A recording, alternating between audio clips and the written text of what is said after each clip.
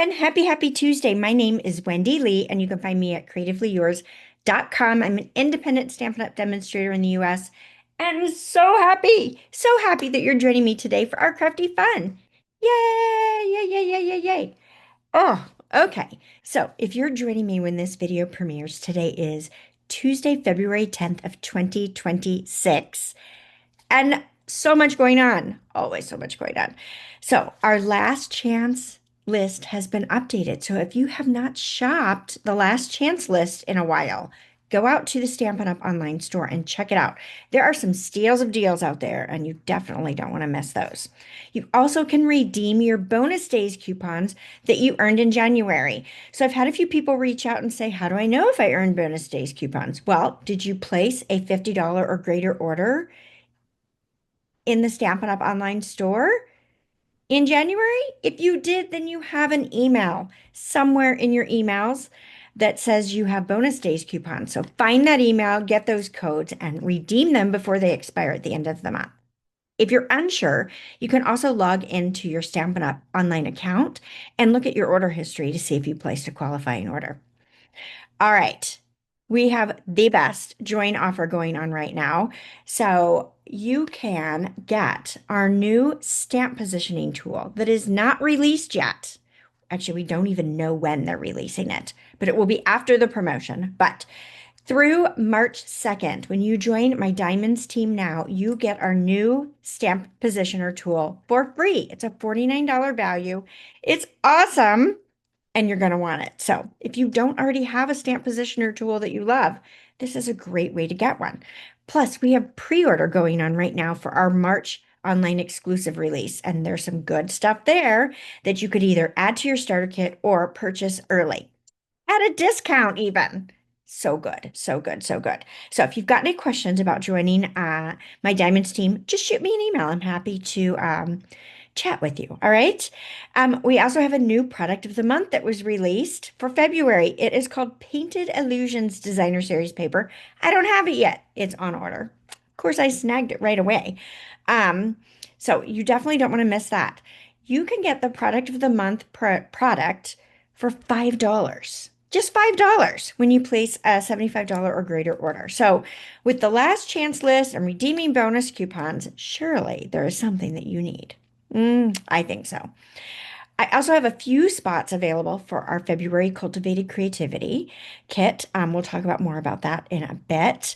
So if you're not on that, definitely get signed up right away so you don't miss your spot. And I am excited to share that I am a guest speaker or presenter at the Card Makers Success Summit. Yay! So I've been invited to join Brandy and her team at this summit. It is happening February 26th through March 1st. I will be sending out more and more information about it, but I hope that you will sign up and join me. There is a free ticket, and that's awesome, right? A free ticket to have a weekend full of crafty fun. I love it. I love it. I love it. I love it. All right. Best way to stay up to date with all of this, so much going on, is to join my email list. Yep. I will keep you up to date on everything, and you get a free tutorial bundle every single month from me that's exclusive for my email list. I don't give it to anyone else, just you. So if you are not already on my email list, expand the video description, grab the link, and sign up. Yes, we want to have you with us. All right, let's go ahead and switch the camera over and get to today's crafty fun. All right, so for today's project, we are featuring the Easter Basket Stamp and Die Bundle. I love this one. It's so stinking cute. And it can be beyond Easter. Just change out your sentiments if you wanted to use this for something other than Easter. The paper has a spring feel to it. Yes, it has an Easter feel as well, but you can always flip it over and use the back sides. So today's project that I'm going to be showing you is the project that I am making and adding into everybody's kits for my Cultivated Creativity program, which is my DIY paper crafting kit. So we curate a kit every single month around a featured bundle. So all your consumable supplies are included, and you can use whatever you have at home in your crafty stash if you don't want to use our featured bundle. And I love this one because it's super versatile. I am going to show you 6 variations of this card at the end so that you can see how I've used every print to change it up. But let's go ahead and get started with this one. So I'm going to slide that over. Let's start with our thick basic white card base. So this is 4 1/4 by 11, and I'll be folding this in half, and I'm going to use my bone folder to give that a nice, good crease. Next, I want to add, and I'm going to change my colors up here. I'm going to use Shy Shamrock, and I've added texture to it with the all in a row embossing folder. So that adds a nice subtle print to this one. So we're going to go ahead and add that down to our card base. And I'm going to do this flat. You could pop it up if you wanted to, but I am just doing this nice and flat. Perfect. There we go. All right, so for the next portion here, I have taken my favorite dies, Stylish Shapes, right? And I have taken the second largest circle and cut out the center of 2 different prints. So I've chosen this little check and this little green print here. Now, the reason I did both is because I'm going to swap the circle out.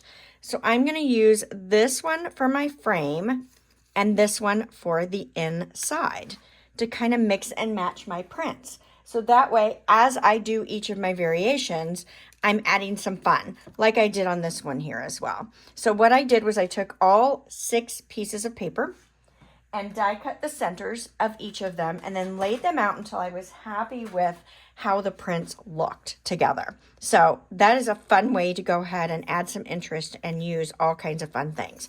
Now, I'm going to go ahead and take this, and I'm going to put a little bit of liquid glue around the outer edge of this circle. And I'm going to let this dry for just a minute. So let's set that aside. We're going to set this aside as well.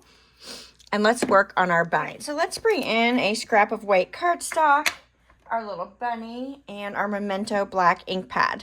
Now I'm going to switch the bunny up as well. There's 2 large bunnies in this stamp set, and I'm going to use both of them. So I'm going to just go ahead and stamp this on here. So this way, when I'm making mass producing of these cards, I've got 192 cards to make. So when I'm mass producing these, I'll be able to stamp both bunnies on a scrap piece of paper and then die cut them at the same time. So that's going to save me half the cranks, right? Doing it that way. Now I'm going to bring in my light Pretty in Pink Stampin' Blend marker, and I'm going to add just a touch of my pink to his ear and his nose. And then we can go ahead and die cut this out with the coordinating die. So we've got this right here. Cute, right? I think it's stinking cute. All right, so now I'm going to use this frame as a guide. I'm just setting it on there. I'm not adhering this down yet. I'm going to take this circle, I'm going to place it inside that frame, and I'm going to give that a little push here. And I want that to adhere down. You don't have to use a liquid glue, but I think it's best for this shape and this heavier weight cardstock here. This designer paper is a little bit of a heavy weight. Okay, so now I've got that down where I want it. Now I want my bunny little peeking through that little window there. So I'm going to take a couple of dimensionals. I'm going to put one at the top of his head and one just below that. But I'm not going to put one towards the bottom. And I'll tell you about that in just a moment and why. So let's take the backing papers off of these.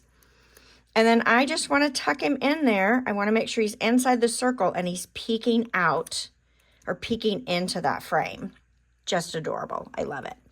Now, I'm taking foam adhesive strips. These come in a long sheet, right? 2 in a pack. And I am just going to cut off a row. It's about 1 inch-ish long, maybe a little longer. That's not important, right? You just want it to work for what you're doing. So on the back side of my frame that I've die cut here, I want to go ahead and put one of these strips on each of the 4 corners.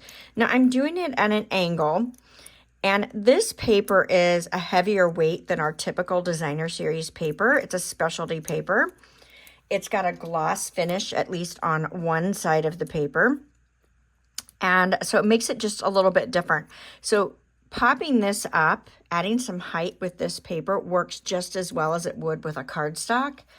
If I was using a different print that wasn't this heavier weight, I would use probably regular dimensionals, and I probably would put more of them on.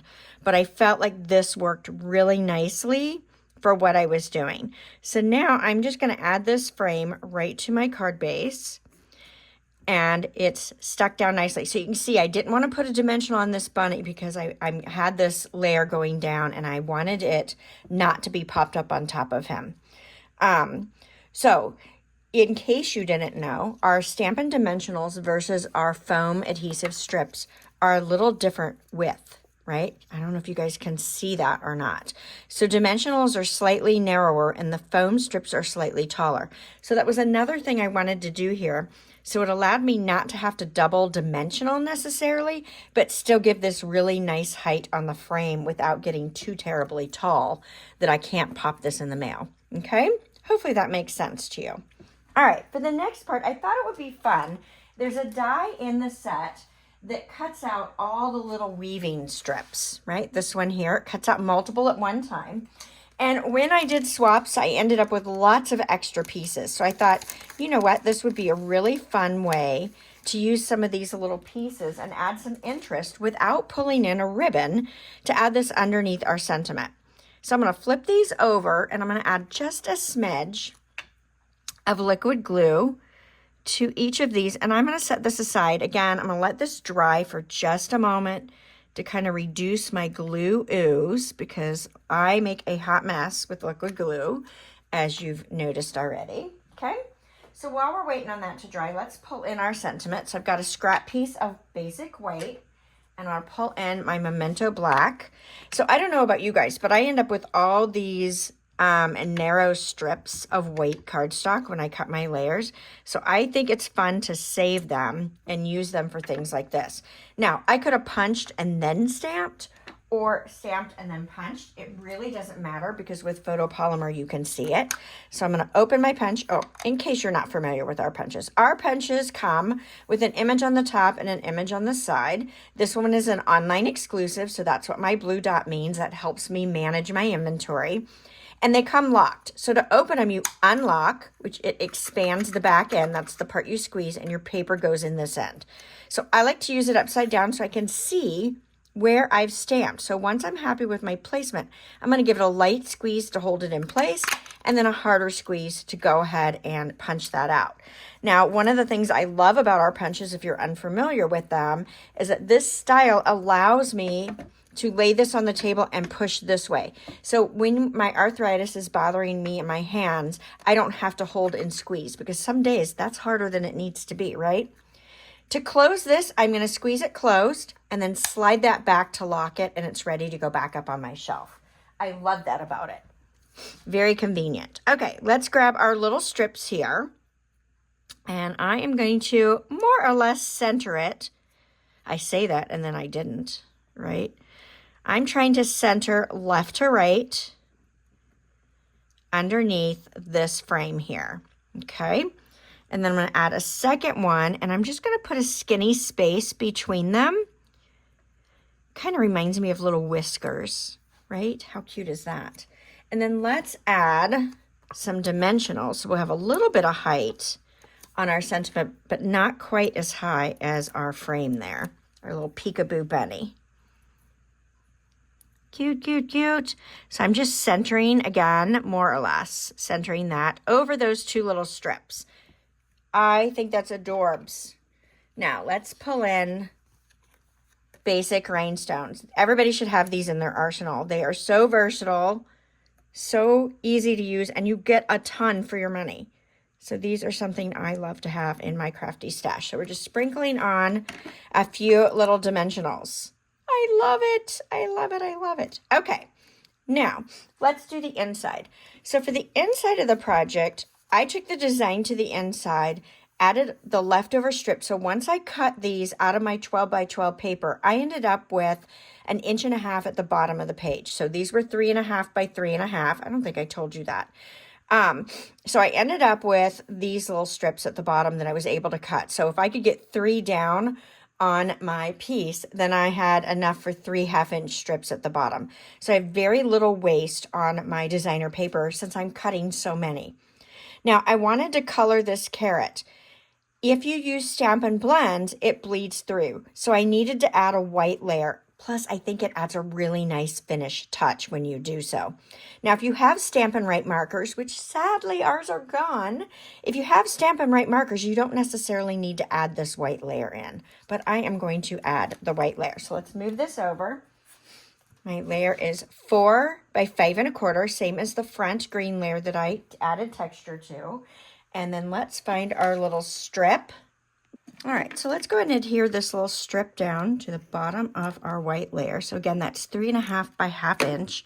If I didn't already say so, the complete supply list and cut dimensions are on my website, CreativeLeeYours.com, in this week's project. So we've got this here. Now, should I have stamped before I adhered that down and used that for placement? Why, yes, I should have. Did I? Why, I did not. But we're going to stamp our carrot in Memento Black. Let's hope we don't mess it up. Yay! That one's not too bad to stamp. I was feeling pretty confident. Maybe I shouldn't have been, though.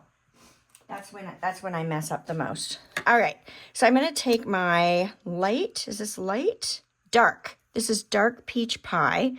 And instead of coloring the whole image, I'm just going to add a touch of color, a shadow of color. Cute? I think that works out nicely. And then I've got my light Shy Shamrock. And I'm just going to add a little bit of color. I don't have to color the whole thing. It can have some white space. That is just fine. Now let's go ahead and adhere this. So you can see where that bled through just a bit, which is part of the reason we needed this white layer. Okay, and let's add this in. So much cuter than a plain inside, right? That is part of what Cultivated Creativity is all about, is we decorate the insides as well as the outside. So our cards are extra, extra special. So what do you guys think? Do you love it? I think it's adorable. All right, so as I said, I did 6 different versions. So there's the green, the Shy Shamrock. This one has a balmy blue background. This one has peach pie. So you can see where I swapped the centers of these two, right? So the plaid one went with the flower and the flower one went with the plaid. Okay. And then same thing here. I did a white version. And so that is the swap of what I used today. Cute. And then we've got crumb cake and pretty in pink. Aren't those adorable? So let me spread them all out so you can see them all at once. Hopefully you can see them all at once. Get them in camera. There we go. What do you guys think? Do you love it? Which is your favorite? Which one do you hope is in your Cultivated Creativity kit when I mail those out? I know, so exciting. If you guys are enjoying the content that I'm sharing with you, please give my channel a thumbs up. It does help me. And invite your crafty friends to come hang out with us on Tuesdays at 12:30 p.m. Eastern Time. Of course, it's always recorded so you can watch the replay anytime. All right? Thank you guys for joining me today, and I can't wait to see you again next Tuesday. Bye for now.